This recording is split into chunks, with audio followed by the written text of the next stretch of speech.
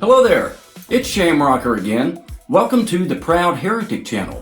What if the very thing that they told you would destroy you is the very thing that finally saved your humanity? For years, one word haunted me: heretic. Not a murderer, not a thief, not a liar. Heretic. We'll cancel your existence! If you were a heretic, you were persona non grata. You were booted out of the church. Because in many evangelical spaces, that label means something worse than just being wrong. It means you become dangerous. You become a threat to the flock. As a wolf in sheep's clothing, you see. Because you asked questions. You dared to look at the man behind the curtain. You dared to exit the Truman Show or Plato's Cave and see if there's anything outside. Dangerous because you changed your mind. Dangerous because you refused to surrender your conscience to someone else's certainty or to someone else's ideas or notions of God, the Bible, or morality. And maybe you've heard it too. Have you ever been called things like backslider, deceived, an apostate, woke, compromised, lost? The moment you realize that people who once loved you now speak about you as a cautionary tale. Not because you hurt anyone, not because you became cruel, but because you stopped agreeing with them. And you see, here's the irony. The people who warned me that becoming a heretic would destroy my life were accidentally pointing me toward the beginning of my freedom. Today, I want to tell you why I proudly reclaimed that label, heretic. Not because I hate faith, not because I hate Christians, because I finally learned that my humanity is not negotiable, and neither is yours. Part 1, the sting of exile. One of the hardest parts of deconstruction for me wasn't changing my beliefs. It was losing my tribe. We, as human beings, are so tribal by nature. As human beings, we are also profoundly social creatures. We were made for community. We were made for social connection. You see, we evolved to survive in groups. So when a community implies that questioning a doctrine could cost you your very belonging in that group, that's not a small threat. That's an existential crisis for many people. It was for me. That's a threat to one of our deepest psychological needs.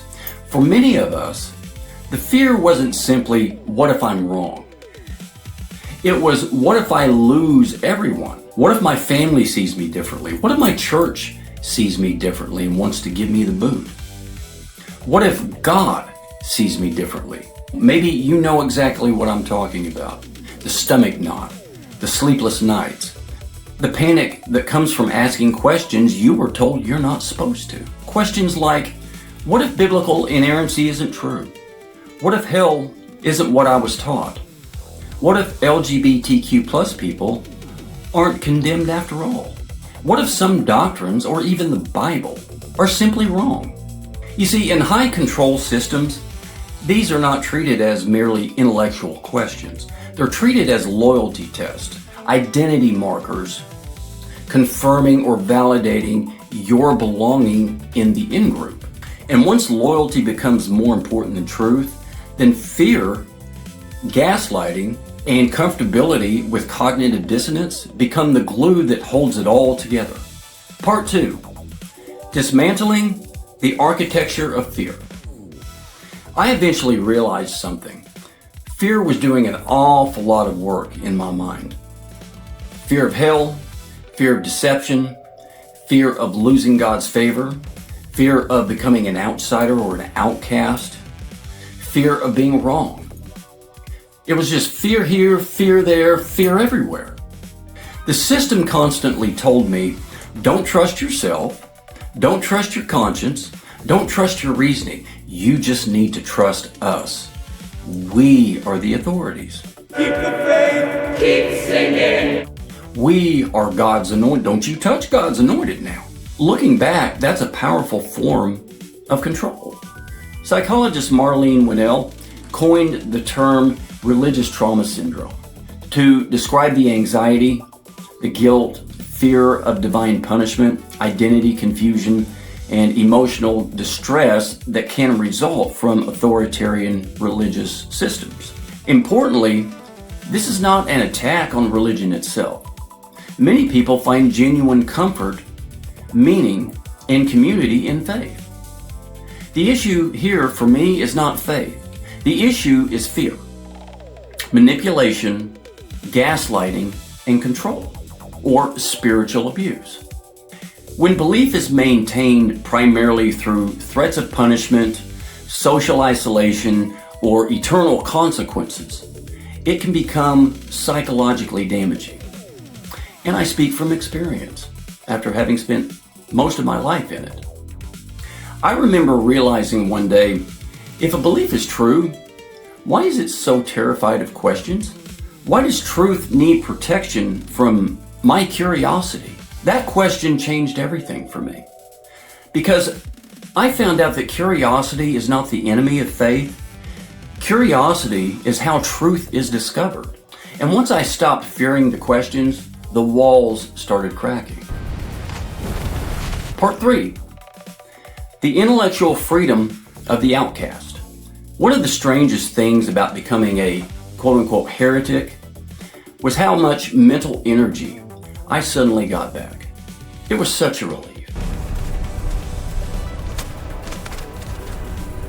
For years, I performed theological mental gymnastics. Behold the sacred text. Believe what we say. You know the routine. Trying to make all those contradictory passages fit together. They are different. They have always been different. Bind them, unite them, make them one.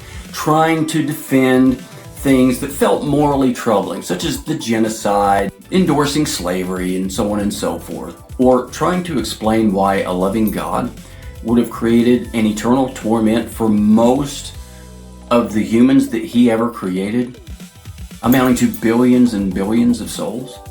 Trying to reconcile compassion with exclusion, such as the evangelical exclusion of our LGBTQ plus neighbors and siblings. Trying to silence my conscience because doctrine demanded it. And then one day I stopped, not because I had all the answers, but because I finally gave myself permission to be honest. And honesty felt like oxygen. Not really. You're always so loud. I no longer had to start with the conclusion or beg the question. I could simply follow the evidence wherever it led. Sometimes that evidence challenged old beliefs, and other times it confirmed them. But either way, it belonged to me. And that may be the greatest gift that deconstruction gave me. Not certainty, but integrity. The freedom to say, I don't know, I can be agnostic. The freedom to change my mind. The freedom to grow. And the freedom to remain curious. And the freedom to listen to my conscience. Part 4. Reclaiming humanity beyond the pews. One of the lies I believed was that morality only existed inside the boundaries of my theological system. Everybody else was simply borrowing from the Christian system. But when those walls came tumbling down, something surprising happened. I did not become less compassionate. I did not lose all sense of morality. I became more compassionate. I did not become less ethical. I became more intentional. I did not lose empathy. I gained more of it. Because suddenly, I wasn't evaluating people through a doctrinal checklist.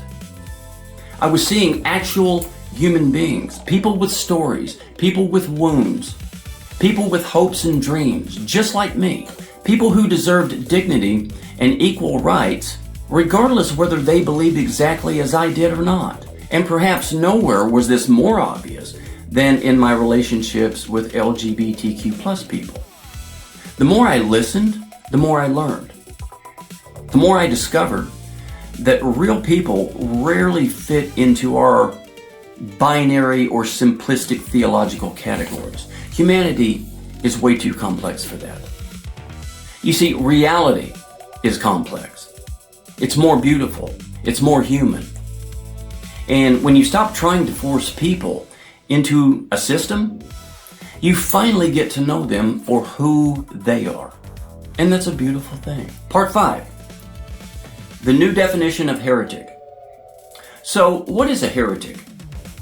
Well, here's my answer. A heretic is someone who chooses honesty over conformity. A heretic is someone who values conscience over coercion. A heretic is someone willing to walk into uncertainty rather than pretend certainty. A heretic is someone who refuses to surrender their humanity to an institution, even if it claims to have the authority of God.